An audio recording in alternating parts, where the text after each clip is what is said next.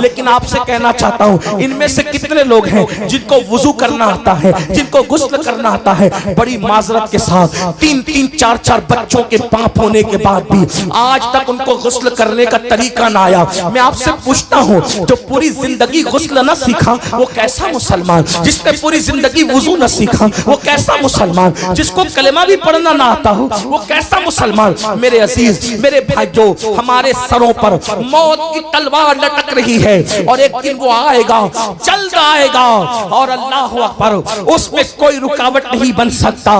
वो मौत की लटकती हुई तलवार हमारे जिस्म से हमारी रूह के रिश्ते को खत्म कर देगी। रूह से जिस्म का रिश्ता टूट जाएगा और जब रूह से जिस्म का रिश्ता टूट जाएगा तो ये दुनिया में हमेशा नहीं रहेंगे। इस दुनिया से कूच करना होगा, इस दुनिया से रुखसत लेनी होगी। अल्लाह अकबर, वहां क्या देखा जाएगा?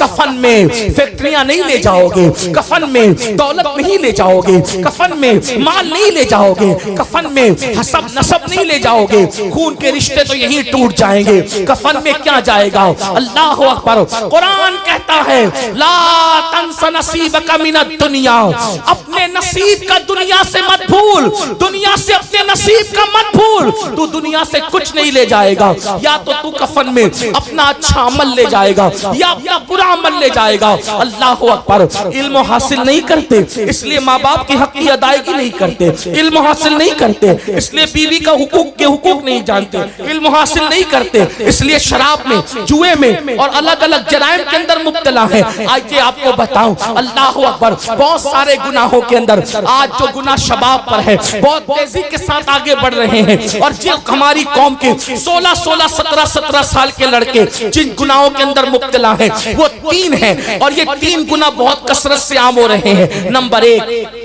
नाजायज ताल्लुकात, अफेयर के हवाले से, नंबर 2 जुआ और नंबर 3 शराब। ये तो इल्म की कमी है, लेकिन याद रखना इल्म की कमी कोई उज़्र नहीं है। मैंने आपको बता दिया। अल्लाह अकबर, आज शायद ही कोई लड़का ऐसा होगा या इल्ला माशाअल्लाह कोई बेटी ऐसी होगी, आप बुरा नहीं माने, सबकी बात नहीं करता, मैं चंद की बात करता हूँ, लेकिन हालात ये हैं जहाँ तक में अल्लाह पाक जरूरत है, खुदा करे मेरे दिल का दर्द वहां तक पहुंचे। कौम की बेटियां अल्लाह अल्लाह अजनबी लड़कों से बात करें, नौजवान लड़के अजनबी लड़कियों से बात करें और फिर उसको गर्ल फ्रेंड का नाम कोई दे दे, कोई उसको जो है वो अल्लाह अकबर बॉयफ्रेंड का नाम दे दे।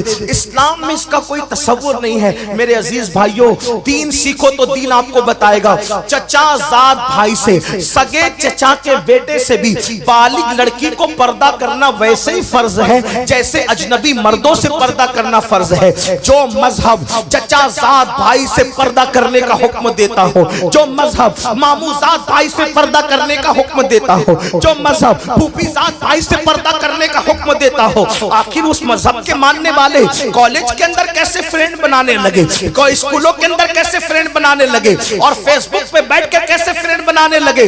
दुनिया मुझे चाहे जो नाम दे, मैं उसको गाली सुनने के लिए तैयार हूँ, लेकिन ये जरूर कहूंगा बेटियों के हाथ में तस्बीह और बेलन अच्छा लगता है।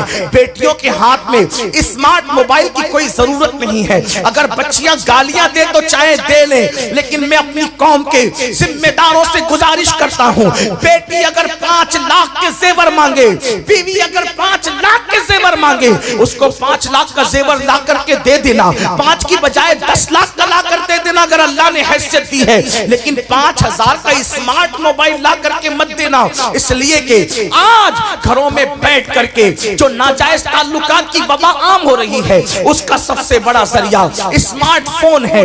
बेटियों को स्मार्टफोन न दो, अगर बहुत ज्यादा जरूरत है तो सिर्फ फोन पर बात करने के लिए कोई हल्का फुल्का सा ऐसा हो जिसमें तस्वीरें न हो, जिसमें इंटरनेट न हो, इसमें आबरू बचाने का जरिया है। वरना याद रखो, आज फेसबुक ने वो दिन दिखाए कि शरीफ घरों की बेटियां भी दूसरों के साथ भागती हुई नजर आई है। अल्लाह अकबर, क्या तूफान है इंटरनेट के जंगल ने बपा वफा किया है, इसका अंदाजा शायद देहात में बैठे हुए लोगों को नहीं हो सकता। मेरे आका सल्लल्लाहु अलैहि वसल्लम के दीवानों, याद रखो हमारे यहाँ बेटी की इज्जत को बहुत बुलंद मकाम दिया गया है। लोग कहते हैं मुसलमान बेटी की आजादी नहीं चाहता, हम कहते हैं बेटी की आजादी इसलिए चाहे तुम भेड़िया ये कहे कि बकरी को तेरे खूंटे से खोल के आजाद कर दे ताकि मैं उछल लूं आजादी के नाम पे।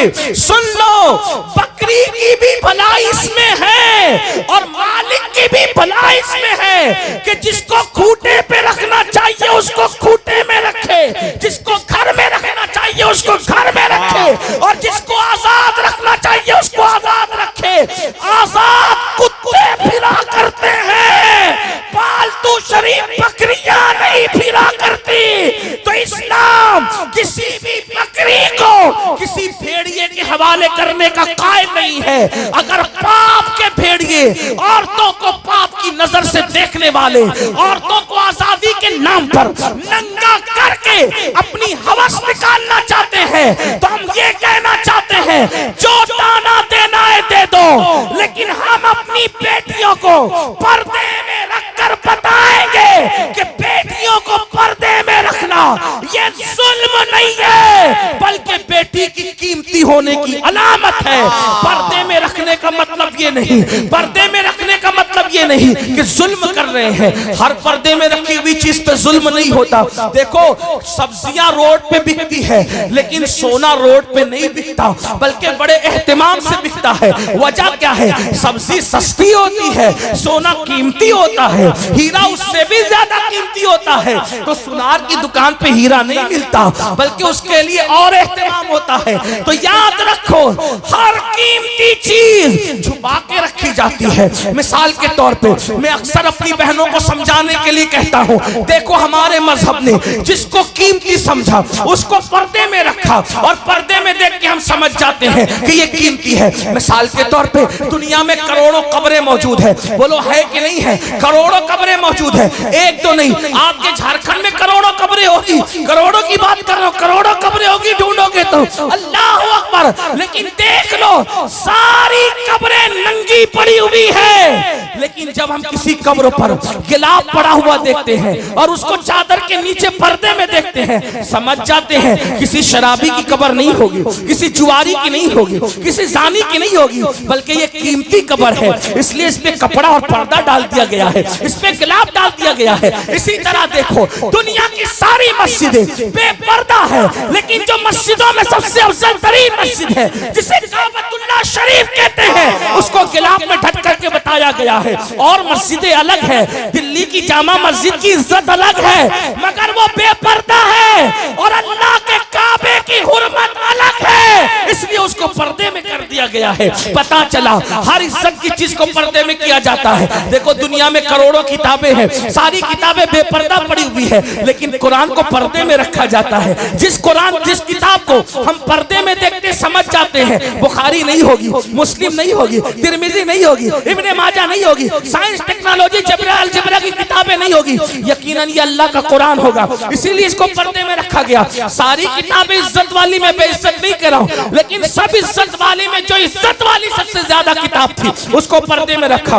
फिर देखो इंसान दो चीजों का मजमुआ है, एक उसका जिस्म है, एक उसकी रूह है। अल्लाह अकबर, रूह इंसान की जिंदगी का सरचश्मा है।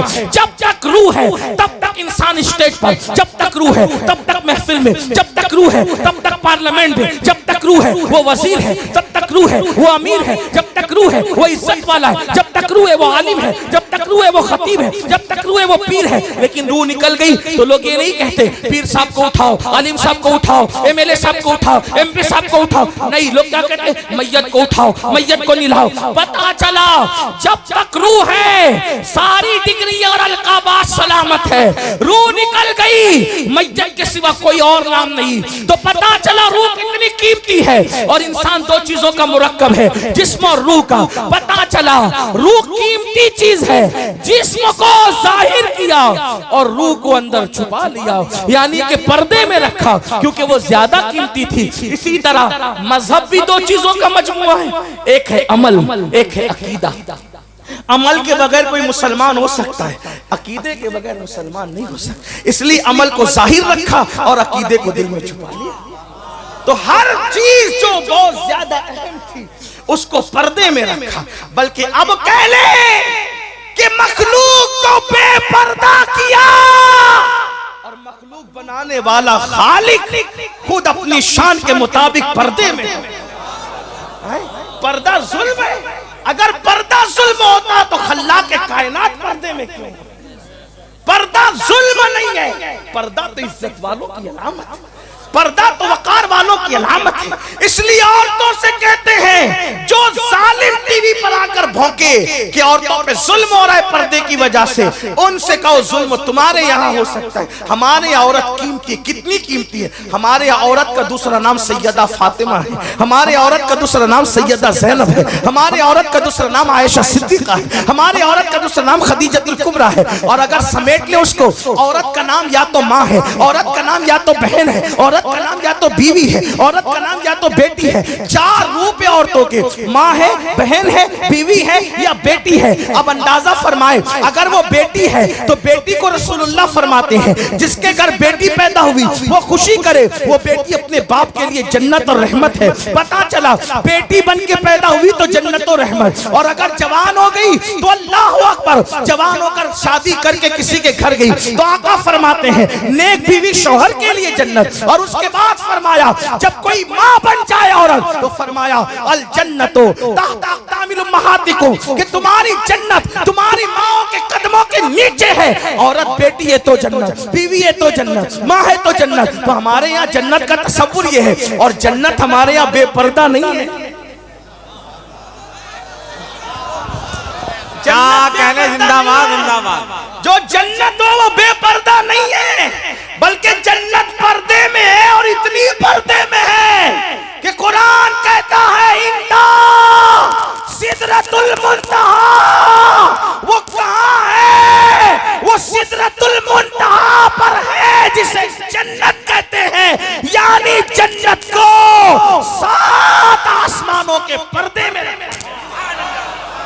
जन्नत को 7 आसमानों के पर्दे में रहे। और हमारे यहाँ औरत जन्नत से कम नहीं है, किसी के यहाँ और कुछ भी हो सकता है। लोगों ने जुओं में हारा इसलिए उनको अहमियत हो या ना हो, लोगों ने गुम कर दिया उन्हें अहमियत हो या ना हो, लोगों ने उनका सौदा किया अहमियत हो या ना हो, हमारे यहाँ तो बड़ी अहमियत है। इसलिए तो पहली बात ये अर्ज कर रहा था कि आज नाजायज ताल्लुकात के हवाले से बहुत ज्यादा मामला बढ़ रहे। नंबर 2 जुआ, जुए के मामला, खास तौर पे आज इंटरनेट पर जो जुआ आम हो रहा है, और उसको मैं समझता हूं कि नाक की क्लिप सुनो, बयान की क्लिप सुनो, कोई क्लिप सुनो, उसमें जंगली रमी का एडवर्टाइज जरूर आता है।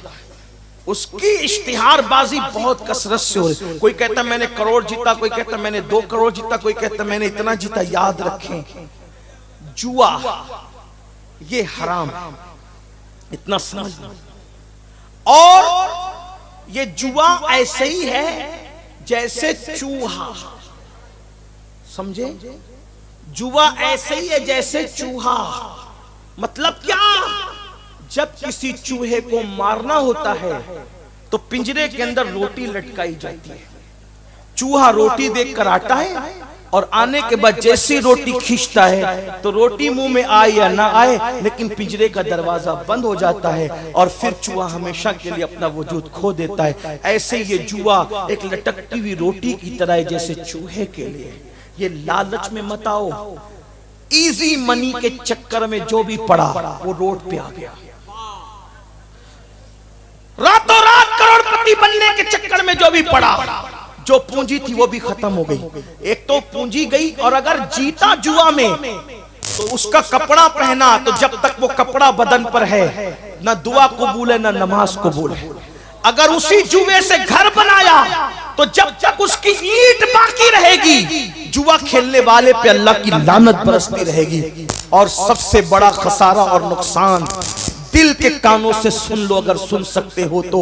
मेरे आका गैब दा नबी सल्लल्लाहु अलैहि वसल्लम ने फरमाया कि जिसने दुनिया में जुआ खेला होगा जब वो कयामत के दिन उठेगा तो उसका हाथ सूअर के खून में रंगा हुआ होगा, उसका हाथ सूअर के खून में रंगा हुआ होगा। अल्लाह अकबर। कयामत के दिन आप सूअर के नाम से बहुत नफरत करते हैं, लेकिन जुआ खेलने वालों, जुआ से दिलचस्पी रखने वालों, मेरे भाइयों, ये मेरे नबी का फरमान है, अपने आका का फरमान है। और जरा सुनो उसका नुकसान क्या है। मेरे आका गैब दा नबी सल्लल्लाहु अलैहि वसल्लम फरमाते हैं जिसने दुनिया में जुआ खेला होगा, बल्कि यहाँ तक इमाम गजाली ने लिखा कि जुआ के आलात अपने हाथ में लिए होंगे, वो हाल इस हालत में कयामत में उठेगा कि उसका हाथ सूअर के खून में रंगा होगा। अब सूअर के खून में रंगने का नुकसान क्या है। कयामत के दिन एक मंजर ये भी होगा कि मेरे आका अपनी उम्मतियों से मुसाफा करेंगे, मेरे सरकार अपनी उम्मत से मुसाफा करेंगे। यही तो बात है आशिकाने रसूल के लिए। महशर में भी एक महशर है, कयामत में भी एक कयामत है। अल्लाह अल्लाह। जब यहाँ हम जलसों में आते हैं तो उलमा से मुसाफा करने के शौकीन होते हैं, और करना भी चाहिए। हो सके तो जिंदगी में या तो किसी नेक के पीछे नमाज पढ़ लो या किसी नेक से मुसाफा कर लो। क्या होता है जब नेक सजदे से सर उठाता है, हदीस पाक है, तवज्जो करें, जब कोई नेक बंदा सजदे से सर उठाता है तो उसके पीछे जितने खड़े रहते हैं अल्लाह सबकी मगफिरत फरमा देता है। और जब कोई किसी नेक बंदे से मुसाफा करता है तो जिसने नेक बंदे से मुसाफा किया अल्लाह पाक उसकी भी मगफिरत फरमा देता है। एक जालिम बादशाह की मौत के बाद किसी ने उसको जन्नत में टहलते देखा, पूछा कि तेरा क्या हाल है। उसने कहा मैं जन्नत में हूँ। कहा दुश्मने खुदा तू जन्नत में कैसे। तो उसने जवाब दिया एक मर्तबा इमाम हसन बसरी के हाथ चूमे थे, उसी की वजह से अल्लाह ने मेरी मगफिरत फरमा दी। आपसे पूछता हूं उलमा सादात नेक बंदों से मुसाफा जब इतनी बड़ी बात है तो कयामत के दिन कैसी लालच होगी जब वो हुस्ने सरापा, वो जलवे जहां आरा, वो हुस्ने तमाम, वो हुस्ने कामिल, वो रश्के कमर, अल्लाह अकबर, वो रश्के गुल, बल्कि रश्के गुलशन। मेरे इमाम कहते हैं वो है लम्हाए नाजुक उनके हजार चढ़ते हैं फूल जिनसे, वो है लम्हाए नाजुक उनके हजार चढ़ते हैं फूल जिनसे। गुलाब गुलशन में देख बुलबुल, ये देख गुलशन गुलाब में है, कितने खूबसूरत है मेरे आका। अल्लाह अकबर। फरमाया गया कयामत में मेरे आका अपनी उम्मत से मुसाफा करेंगे। लेकिन आप मुझे बताओ जिनके हाथ जुआ खेलने की वजह से सूअर के खून में रंगे हुए होंगे, ऐ मेरी कौम के जवानों जरा उस वक्त का तसव्वुर करो, उस वक्त का तसव्वुर करो, उन हालात का तसव्वुर करो, उस कयामत का तसव्वुर करो। आका का जलवा सामने है और तुमने जुआ खेला है और हाथ सूअर के खून में है, तो क्या मेरे आका से मुसाफा कर सकोगे। उस वक्त का पछताना कैसा पछताना होगा, उस वक्त की हसरत कैसी हसरत होगी, उस वक्त की तकलीफ कैसी तकलीफ होगी। मगर याद रखो उस वक्त के पछताने से कोई काम नहीं आएगा, कुछ हाथ नहीं आएगा। अगर पछताना है तो अभी, तौबा करना है तो अभी, पलटना है तो अभी, अल्लाह अकबर, रुजू करना है तो अभी। और तीसरा और आखिरी गुनाह तो बहुत है, लेकिन अब आखिरी गुनाह पढ़कर अपनी गुफ्तगू मुकम्मल करना चाहता हूँ, लेकिन सबको ध्यान से सुनना होगा। वो गुनाह कौन सा है। वो गुनाह नशे का गुनाह है। आज अल्लाह अकबर फिल्मों की वजह से, सीरियलों की वजह से, आवारा दोस्तों की वजह से नशा बढ़ता जा रहा है, इतना बढ़ रहा है। कोई नशे से, कोई शराब से नशा कर रहा है, कोई एमडी से नशा कर रहा है, कोई इंजेक्शन से नशा कर रहा है, कोई हीरोइन से नशा कर रहा है, कोई चरस और भंग से नशा कर रहा है, कोई गोलियों से नशा कर रहा है, कोई दवाओं से नशा कर रहा है। याद रखना मेरे आका गैब दा नबी सल्लल्लाहु अलैहि वसल्लम ने फरमाया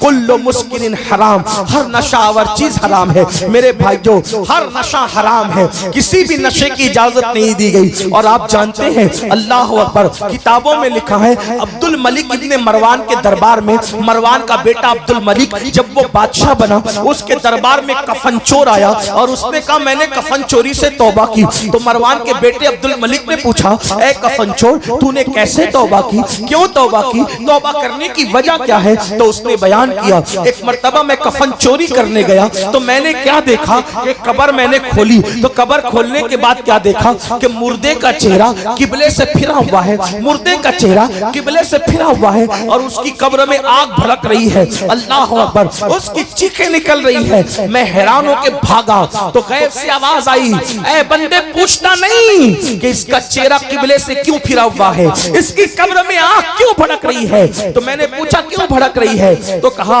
ये नमाज में सुस्ती करता था, ये नमाज नहीं पढ़ता था, इसलिए इसका चेहरा किबले से फिरा हुआ। मुझे ये हिकमत समझ में आई, बेनमाजी का चेहरा किबले से फिरा हुआ क्यों? क्योंकि वो दुनिया में किबले की तरफ रुख नहीं करता था।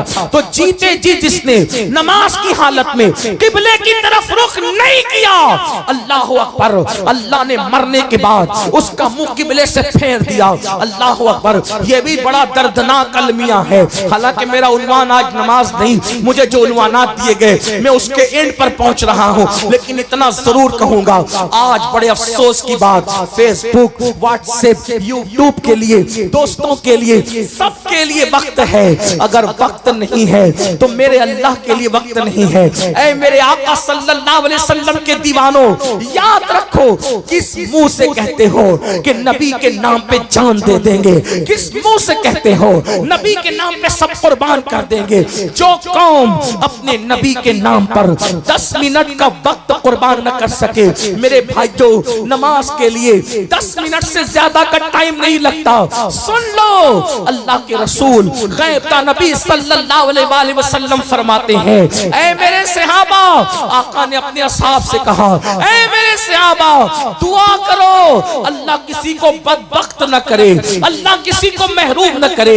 इस हदीस को दिल के कानों से सुन लो, मेरी बात पे तवज्जो करें, गौर फरमाएं। अल्लाह अकबर, आका क्या फरमाते हैं, ऐ मेरे सहाबा, ये दुआ करो, अल्लाह किसी को बदबख्त और महरूम न करे। सहाबा किराम ने अर्ज़ की, आका बदबख्त कौन है, महरूम कौन है? तो आका फरमाते हैं, जो नमाज छोड़ देता है वो बदबख्त भी है और वो महरूम भी है। और मेरे आका ने यहाँ तक फरमाया, जिसने जानबूझकर नमाज छोड़ दी वो मेरे जिम्मे से बाहर हो गया, वो मेरे जिम्मे से खारिज हो गया। क़यामत के दिन उसके साथ मेरा कोई वादा नहीं है। अल्लाह अकबर, क्या समझ रहे हो? आका करीम सल्लल्लाहु अलैहि वसल्लम ने यहाँ तक इरशाद फरमाया, जिसने नमाज छोड़ दी अल्लाह उसके किसी अमल को कबूल नहीं करेगा। अल्लाह अकबर, ऐ मस्जिदों को वीरान